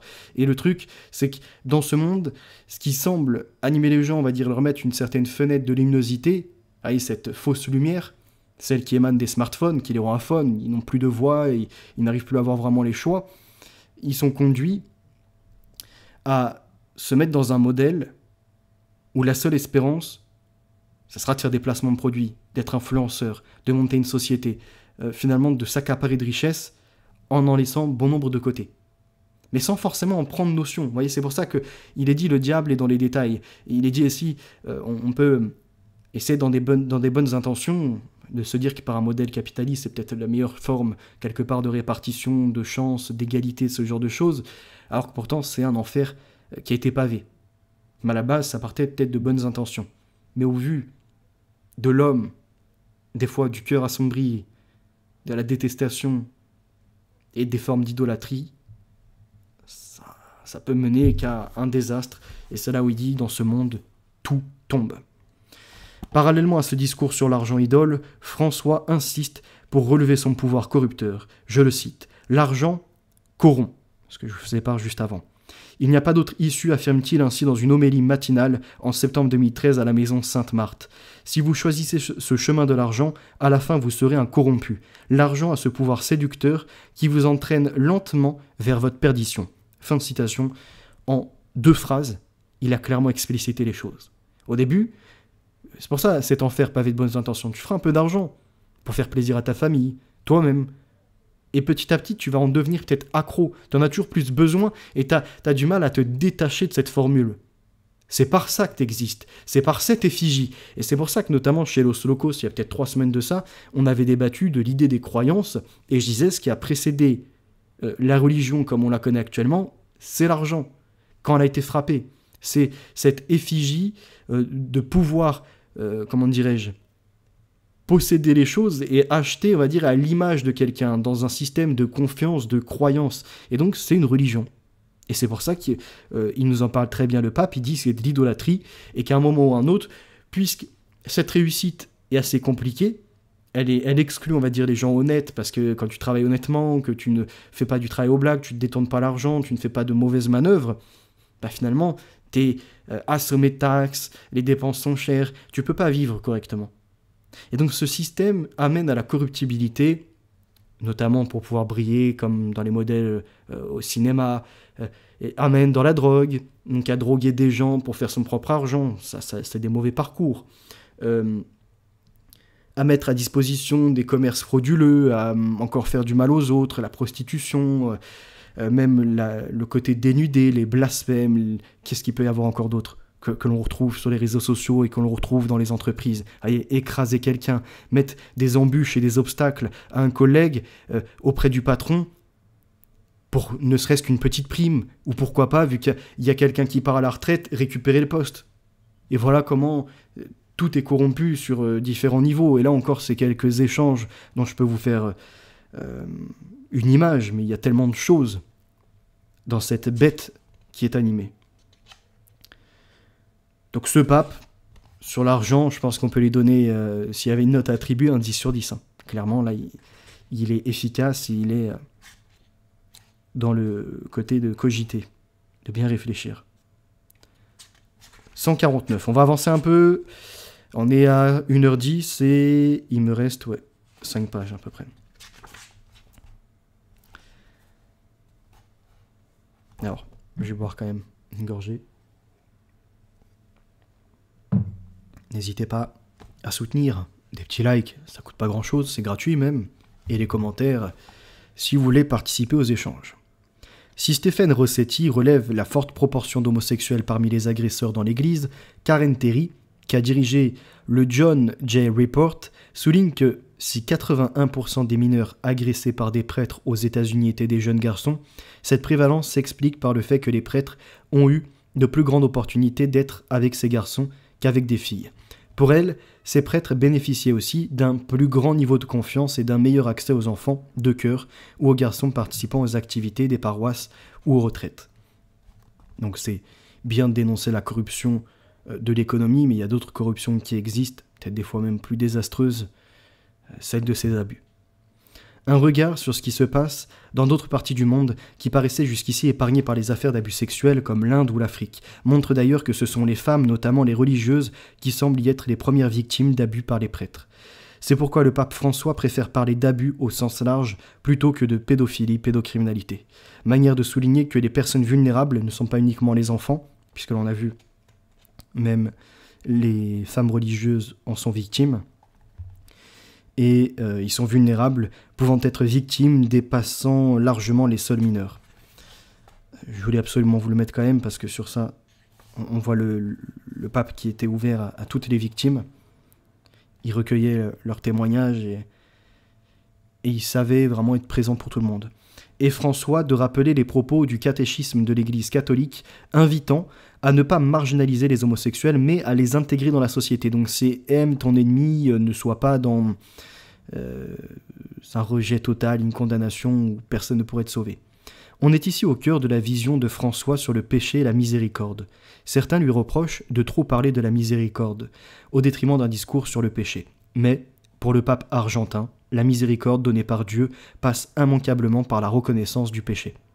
La miséricorde existe, mais si l'on ne se reconnaît pas pécheur, cela veut dire qu'on ne veut pas la recevoir, qu'on n'en ressent pas le besoin. Fin de citation, rappelle-t-il, dans le nom de Dieu est miséricorde. Il n'hésite pas à aller jusqu'à parler de la honte ressentie face au péché comme d'une grâce, puisque nous sommes tous pécheurs par défaut, et durant notre vie, on a tous été corrompus à un moment ou à un autre, dans le mensonge, peut-être dans des malversations, dans des mauvais coups, et c'est à nous de faire introspection, et pas comme ça, balayer d'un revers de main, ouais, c'est le passé, de toute façon, on s'en fout. Non, il ne faut pas non plus rester bloqué sur ces affaires d'un autre temps, mais il faut savoir reconnaître sa part d'erreur. Également se réorienter, c'est ça qui permet les progrès des fois, et même de témoigner auprès de sa famille, et pourquoi pas pour ceux qui deviennent parents, donner quelques parcours de vie, comment je pourrais dire ça, ça va être des anecdotes, sans forcément rentrer dans les détails qui pourraient être gênants, mais dire voilà, quand j'étais jeune, je sais pas, j'ai fait telle et telle connerie, toi tu passeras peut-être par là, et comme tu auras eu mon témoignage, j'espère pour toi que tu t'arrêteras peut-être une frontière avant. Et petit à petit, si on arrive comme ça à retransmettre, à être dans la communication, à remplir, puisqu'on est d'argile, et que l'important pour le potier, c'est pas l'extérieur, c'est plutôt ce qui va être contenu, voyez-vous, c'est le contenu de cette argile, c'est-à-dire l'information, notre être, notre essence, qui nous amène normalement à devoir transmettre un modèle, et de parents à enfants, et petit à petit, comme ça, éviter au maximum les recommencements toujours à zéro, des mêmes erreurs, des manipulations, des corruptibilités, et ce genre de mauvais chemin. Et donc, pour ce faire, l'homme doit reconnaître déjà qu'il a péché. Et après, demander une grâce, demander en tout cas une écoute, ne serait-ce au miséricordieux, tout-puissant Seigneur Créateur. Donc là, je cite, « Sans la grâce, explique-t-il, on peut tout au plus arriver à dire « J'ai mes propres limites, voici mes erreurs. » Mais se reconnaître pécheur, c'est autre chose. Cela signifie se placer face à Dieu, qui est notre tout, en nous présentant à lui, c'est-à-dire en lui présentant notre néant, nos misères et nos péchés. Fin de citation. Et après de là, bon, on n'a pas forcément de retour, mais il y a eu déjà le pas de l'homme qui était fait vers Dieu, et après pour un jugement à venir ou non, sans forcément être là dans le calcul, ouais, je vais manipuler, je vais me présenter comme ça, non. Et des fois l'homme, il veut trop réfléchir à ce qu'il fait, et donc au moment où il veut se livrer dans une prière, dans une oraison, il en perd la raison. Il est là à tout vouloir manipuler, c'est pas bon. Des fois, il faut se libérer, vraiment parler correctement, le cœur ouvert, et l'esprit de facto suit, et la parole est beaucoup plus fluide, et elle permet en même temps de reconnaître, mais de s'apaiser. C'est déjà en fait une forme de pardon accordé à soi, et en attente après du grand pardon du Créateur. Ça ne veut pas dire qu'on a forcément des immenses péchés, mais même un mensonge, même, je sais pas, du mal qu'on a fait à quelqu'un, ou une mauvaise relation, peut conduire en tout cas à une remise en cause. 158. À rebours encore une fois de la société américaine, donc on voit bien la différenciation 1895-99 avec c'était Léon XIII, le pape, qui était contre le modèle de l'américanisme, et bien là on le retrouve pareil dans les années 2000, 2020, enfin 2017-2020, avec le pape François, qui disait bien, pareil que à rebours encore une fois donc de la société américaine, le pape François se range en effet clairement dans le camp abolitionniste quant à la peine de mort. Parce que c'est un sujet qui revient sur la table, et moi je vous en ai déjà parlé, je vous ai dit, l'homme ne peut pas tuer un homme. Même un monstre qui est quelque part un corps sans âme, ayant fait du mal à des enfants, ayant commis un crime, s'étant attaqué même aux femmes vulnérables, etc., par des viols, par d'autres crimes, on ne peut pas les tuer. Parce que ça voudrait dire qu'on se prend pour Dieu. Et dans ce même modèle, il y avait une série, alors rien à voir avec ces crimes, mais plutôt les malversations financières, le contrôle de la planète, ce que certains appellent les 1% ou les 1% des 1%. Ok ? Et il y avait une série qui s'appelle Mr. Robot. Et dans la saison 4, ça m'avait fait cogiter, c'est à un moment, il dit... En fait, il s'aperçoit qu'il combat ces gens-là, mais il se dit, qui suis-je pour les combattre ? C'est-à-dire, là, je suis en train de dénoncer les 1% des 1% de l'humanité, et moi, je me prends encore plus pour l'infiniment petit qui combat cet autre infini quelque part. C'est-à-dire, je combats les 1% des 1%, moi je me prends pour qui alors ? Je me sépare des autres et je me prends pour un dieu qui pourrait comme ça tout refaire basculer et saisir. Donc c'était l'idée de... Attention au combat dans lequel on s'engage, ne nous donnons pas trop d'importance, reconnaissons à titre d'humilité et de façon humble que nous sommes trop fragiles pour reprendre un gouvernement, reprendre un pouvoir et faire une direction de l'homme par l'homme. On doit retrouver la place du Dieu dans cette société. Et donc, son côté de régir les affaires. Ces demandes des humains où finalement ils n'agissent pas en leur propre volonté au premier terme, mais ils attendent une certaine autorisation, un certain message. Et c'est là où on a notamment les prophètes, normalement, qui réorientent, les apôtres, qui sont également accompagnateurs de cela, et puis des fois certains apostoliques qui en sont de même. Et là, dans cette question donc de pouvoir condamner un homme, moi je vous ai déjà dit, par exemple, je vous ai parlé des camps du travail. Les camps du travail, c'est pas la Seconde Guerre mondiale des crimes, c'est en fait ce qui précédait déjà la Seconde Guerre mondiale, c'était le bon sens. Quand il y avait des prisonniers, on les mettait au travail forcé. Donc on les tuait pas, mais en revanche, pour rembourser et quelque part pour tenter un rachat auprès des hommes et pourquoi pas même s'excuser auprès de Dieu et se réorienter dans un bon chemin, eh bien il fallait les mettre au travail, il fallait qu'ils payent quelque part. Comparé aux prisons modernes où c'est carrément aux prisonniers on va faire des sorties, on va leur autoriser des petits loisirs, on leur laisse la télé, on leur met également un frigo, on leur permet des cantines et donc ça devient une sorte de club med où ils ne comprennent même plus qu'ils ont péché et que là normalement ils sont enfermés pour des délinquances ou des crimes et ils devraient réfléchir à leurs actes, à considérer ce qu'ils voudraient par la suite. Parce que peut-être ils seront amenés à avoir une famille, des enfants, etc. Et donc c'est derrière, si tu alimentes des modèles criminels et délinquants, tu pourris en fait l'environnement. Et au lieu d'avoir ce temps de réflexion pour eux, de se reconnecter aux écrits et même pourquoi pas de s'intéresser après à des bibliothèques pour se ressaisir plus la journée, d'être au travail pour mettre dans leur assiette ce que normalement la société ne devrait pas payer, et pourquoi pas rembourser même les victimes, les indemniser au minimum, on en est venu à ce point Godwin Ou lorsque vous parlez de camp du travail, de facto on vous met sur votre tête extrémiste, fasciste, islamophobe, tout ce que vous voulez encore une fois de ces istes, de ces phobes qui commencent à nous casser la tête, où finalement il n'y a plus de bon sens dans la société. Et donc moi je continuerai à porter mon message, comme le Venezuela a très bien fait les choses, ils ont fait des camps de prisonniers, les hauts criminels, ceux qui étaient dans les gangs, eh bien il y a un moment il faut les mater. Mais pour autant, et même les pédocriminels, etc., pour autant, on ne doit pas les tuer. On ne doit pas faire de massacre. Et donc là, le pape a cette même directive, pas forcément sur les camps de prisonniers, mais en tout cas sur l'abolitionnisme quant aux peines de mort.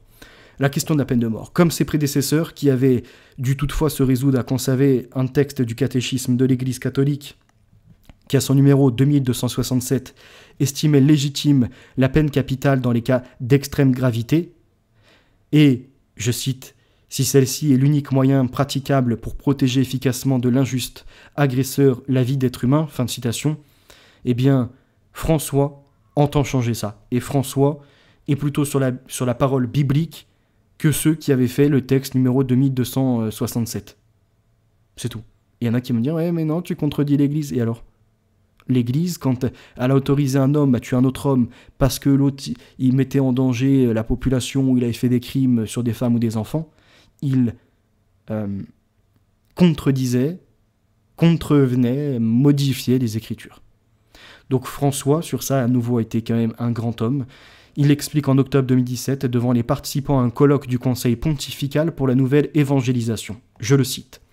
« Il faut affirmer avec force que la condamnation à la peine de mort est une mesure inhumaine qui humilie et d'une certaine façon vient persécuter la dignité humaine, affirme-t-il. Et en soi, cela est contraire à l'Évangile, car on décide volontairement de supprimer une vie humaine qui est toujours sacrée aux yeux du Créateur. » Fin de citation, parce que nous avons notre jugement humain où il y a des crimes impardonnables. Mais nous ne sommes pas Dieu. Nous ne sommes pas dans la connaissance, la sagesse, dans le logos de Dieu, pour savoir si oui ou non, à un moment ou à un autre, à quelqu'un, je ne sais pas, qui aurait pris l'épée et fait du mal, tué, ou à un moment de folie, pris une arme et tiré. Est-ce que pour autant, celui qui est sorti de sa condition première de réflexion, de bons agissements, est condamné pour l'éternité? Ou bien par un rachat, par je ne sais quel après-procédé? Moi, je ne sais pas comment il pourrait se racheter ou comment Dieu pourrait pardonner, mais on dit bien qu'il est miséricordieux. Donc, ce criminel, en loi humaine, on doit le mettre à part pour éviter qu'il récidive. On doit également le juger, lui donner la possibilité de se défendre, même pourquoi pas d'expliquer sa folie, dans quel état psychologique il était. Également d'enclencher des études, peut-être qu'il y a, je sais pas, des drogues qui circulent et qui font que les gens ne sont plus dans leurs premières conditions. Voyez-vous, il y a des gens, suffit qu'ils aient fumé, ils deviennent schizophréniques, ou ils aient consommé un produit, du LSD, ils ne voient plus la réalité pareillement. Et je sais pas, quand ils vont faire une bagarre, imaginons qu'il va mal tourner et l'autre il lui fracasse sa tête à coup de casque ou j'en sais rien. Est-ce que sur le moment il était lui-même? Ça veut pas dire qu'on doit le déresponsabiliser, mais qu'il y a eu un facteur qui a conduit malheureusement à ce qu'il n'y ait plus le vrai jugement. Et donc l'humain doit offrir la possibilité de défense et après également la possibilité de rachat. Ça, c'est plutôt du domaine du prêtre qui doit faire ses prêches, aller voir, même en dehors des plus pauvres, en dehors des abandonnés également, ceux qui ont fait des fois l'impardonnable pour l'humain. Donc il a rappelé que ça reste quand même une vie sacrée, c'est une créature du Créateur. La création ne peut pas s'en attaquer. Rappelant que la finalité de la doctrine et de l'enseignement doit être placée dans l'amour qui ne finit pas. Il estime donc que le catéchisme doit donner, je cite, un espace plus adapté et cohérent à cette finalité expresse. 158, on va aller maintenant à la page 251. Alors il y avait d'autres passages, mais je vais pas être trop long. Hop, on va pas se répéter. 251, 252... Néanmoins, s'appuyant sur la publication de quelques mails échangés entre Hillary Clinton et son équipe de campagne et évoquant l'opportunité d'un printemps catholique, donc d'un renversement catholique, comme le printemps arabe, dans l'Église, les néoconservateurs préfèrent voir ici un complot Soros-Obama-Clinton visant à renverser Benoît XVI pour y substituer un pape progressiste, qui était donc le pape François. À leurs yeux, la présence du cardinal Danels de la mafia de Saint-Gall, aux côtés du pape François sur la loggia le soir de son élection, en est la preuve. Apparemment, il y avait des ordres mafieux avec le pape François. On dit au soir de son élection, François avait convié à ses côtés les premiers cardinaux de chaque ordre dans lesquels sont répartis les membres du Sacré Collège. Le premier des cardinaux diacres, le cardinal Jean-Louis Torrent, chargé d'annoncer l'élection, le premier des cardinaux prêtres, le cardinal Danels, et le premier des cardinaux évêques, le cardinal Giovanni Battista Re, ainsi que le pape, étant évêque de Rome, le cardinal vicaire pour ce diocèse, le cardinal Agostino Valigny. Et de conclure avec la page 252, Red Hat Report. Persuadés de s'être fait voler le conclave, les néoconservateurs américains ont donc décidé de préparer activement le prochain pape afin d'y peser. Fin septembre, un cocktail à l'Université catholique d'Amérique était ainsi l'occasion de présenter à de riches donateurs les travaux d'un groupe, je cite, « pour une meilleure gouvernance de l'Église ». Dans un mail à d'éventuels donateurs révélé par le média en ligne Crux et par l'hebdomadaire national catholique Reporter, ses membres expliquaient leur volonté de monter, d'ici 2020, un dossier sur chacun des cardinaux électeurs d'un éventuel conclave, indiquant notamment leur niveau d'engagement contre les abus sexuels et les autres formes de corruption dans l'Église. Selon ce document, chaque cardinal serait noté selon un barème sans nuance. Grave culpabilité, accusation crédible de culpabilité sans reproche. Ce Red Hat Report, rapport chapeau rouge, annonce des moyens conséquents. Une quarantaine d'enquêteurs comprenant des chercheurs, des journalistes, dont certains observateurs émérites du Vatican, et une dizaine d'anciens agents du FBI, dont Philip Scala, un des tombeurs de Cosa Nostra à New York.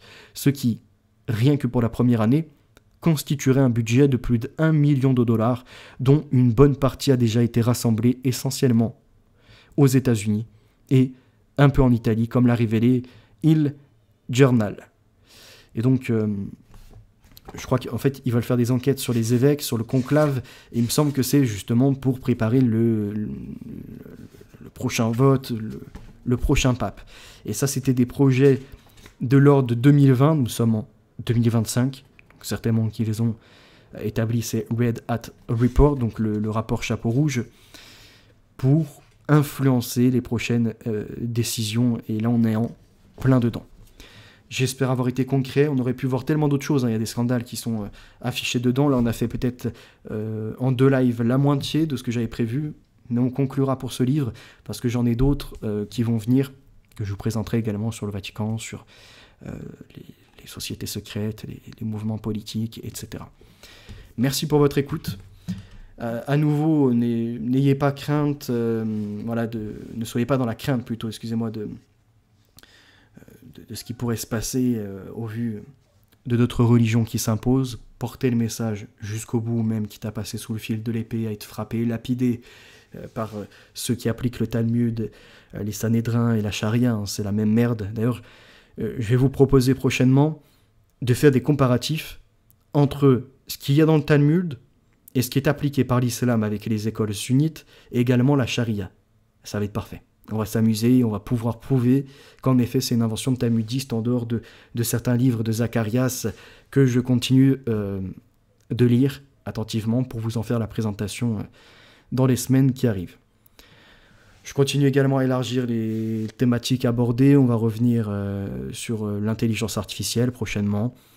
Je laisse d'abord à Los Locos la possibilité d'émettre un direct sur la série Black Mirror, et je vous en ferai une présentation parce que j'ai tellement de choses à dire aussi sur cette série, le placement quelque part de la bioéthique, le respect, bios, l'éthos, la morale, vous voyez, sur le bios, le biologique, le vivant, où se placent les frontières, et comment on nous met petit à petit dans une ambiance, dans un bain assez virtuel, assez artificiel, pour que tout soit numérisé, que l'homme même soit dans le transhumanisme, et derrière, avec toute cette quantification, cette mise sous algorithme, il en vienne à être dans l'ambition de quitter le monde pour renaître. Et on a l'impression d'être dans une réécriture du catholicisme, où normalement on passe d'un corps corruptible, notre corps normal, à ce corps incorruptible en épousant les enseignements du Christ, Yeshua Bar Eli. Et donc, de cet autre corps, c'est une sorte de renaissance. On a l'impression que les transhumanistes s'attellent à récupérer ce message pour proposer une autre renaissance, mais qui serait de l'ordre physique sur un physique, c'est-à-dire d'un corps vers un autre élément, une autre matière, ce qui est dingue. D'ailleurs, pour les intéressés, hier, il y a eu un direct chez Los Locos. Alors, au début, ça a parlé de ceux qui peuvent être sur la théorie de la Terre plate. D'accord ? Donc après, on a pu prouver que ça n'existait pas. On a partagé nos prismes, notamment sur les luminaires dans le ciel, qui permettent de faire le calendrier sans forcément qu'il y ait le calendrier grégorien, selon le déplacement des astres. Eh bien, on peut comme ça localiser à quelle période de l'année on est. Au niveau de l'éclairage solaire avec les équipements, des reflets, etc. Les saisons, donc automne, hiver, été, printemps, etc. Les marées, entre autres, et plein d'autres exemples qui permettaient de prouver du coup qu'elle n'est pas plate. Et après, il y avait également lors de la navigation et ce genre de choses. Même la géolocalisation par satellite, l'idée tout simplement d'avoir la longitude, la latitude, bref, plein de choses qui pouvaient appuyer ça. Et on est parti après sur l'idée, notamment, puisqu'il était question de propagande, de ceux qui voudraient nous laisser entendre qu'il y a une vie ou non ailleurs. Une recherche, des extraterrestres. Et on a parlé de cette thématique. Alors, les extraterrestres, ça pourrait être de l'ordre biologique, une forme d'intelligence qui pourrait aussi être une énergie, ou encore, il était question, je crois, de... pas de molécules, mais il m'a sorti encore un autre terme. Et à partir de là, donc on s'est interrogé, j'ai ramené aussi sur la propagande quant aux ovnis, vous savez, ces objets volants soi-disant non identifiés, et étrangement, ces domaines militaires, quelques années après, redeviennent publics. On a eu l'exemple du Blackbird, donc je ne vais pas vous refaire tout le débat.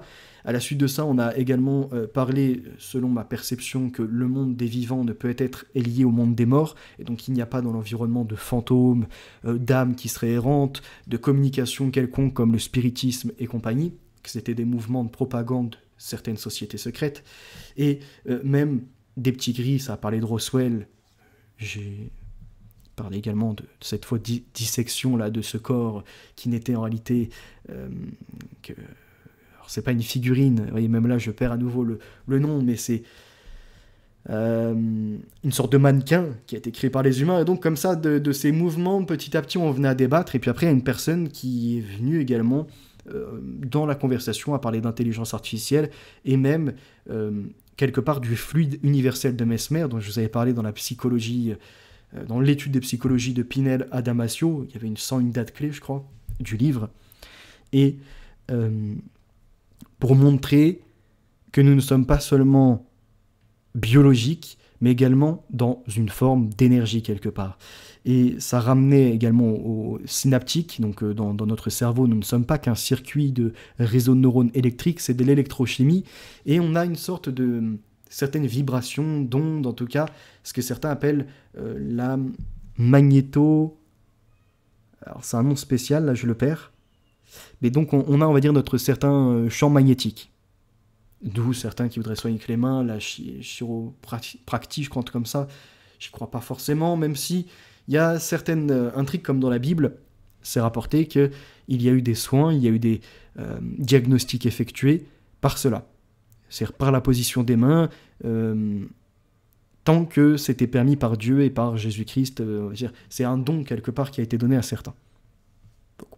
J'y crois plutôt à cette théorie, et aujourd'hui on a justement des soins même qui s'effectuent des fois avec l'utilisation des vibrations, ce que nous rappelait Elestarios, je crois qu'il s'appelle, et donc on a eu un excellent échange. Voilà, je vais pas tout vous spoil, là j'ai synthétisé à peu près, on a fait ça en 2 heures d'échange, et vous pouvez donc découvrir cette vidéo chez Los Locos. Merci pour votre écoute, j'espère que mon flux de parole n'était pas trop à bombarder, que c'était plutôt audible, qu'il y a quelques variations de voix quand même pour que ce soit agréable à écouter et également à voir quand je fais la lecture, et j'essaie de vous garder dans le champ de vision. Voilà, merci à vous pour votre écoute, n'hésitez pas à commenter, me donner des axes de progrès, même des conseils de lecture. J'ai Kairos qui est de très bons conseils, et également mes lectures en privé, donc j'ai un peu moins de temps là actuellement pour poster sur le Telegram que l'on a, où on se met les meilleures références. Mais voilà. Merci à vous. À très bientôt. Bon lundi pascal. Et là où je voulais en venir aussi, pensez tout de même, je sais pas, faire une prière pour le pape qui est décédé, une prière pour essayer en tout cas d'être protégé dans les temps à venir qui vont être fort, complexe, compliqué, complexe. À très bientôt, chers auditeurs et spectateurs. La vérité est notre avenir. En chrétien, on est déjà sauvé. Il faut s'en tenir au support, à la Bible, afin de pouvoir s'élever, de revêtir un corps incorruptible. À très bientôt.